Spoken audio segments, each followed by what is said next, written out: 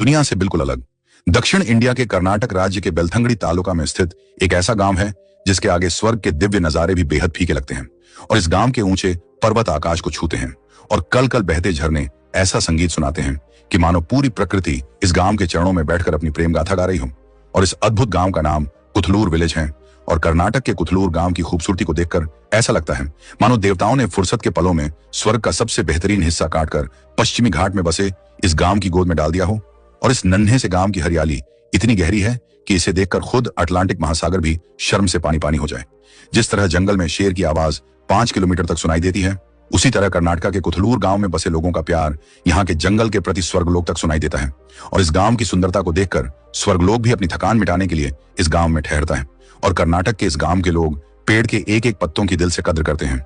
और कर्नाटक की इस पूजनीय धरती पर इस तरह का गांव होना हमारे देश के लिए बेहद गर्व की बात है। और इस गांव में बहने वाली ठंडी ताजी हवाएं यहाँ के लोगों के जीवन का आधार स्तंभ है, क्योंकि प्रदूषण मुक्त हवा ही प्राणवायु होती है, जो भारतीय शहरों में कतई नहीं है।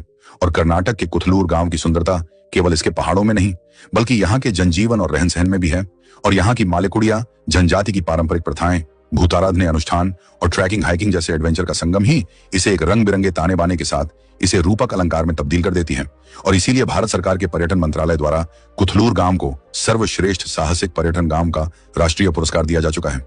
अगर मेरे विचारों में इस गांव के लिए कोई बात रह गई है तो कमेंट बॉक्स में मुझे याद जरूर कराएं।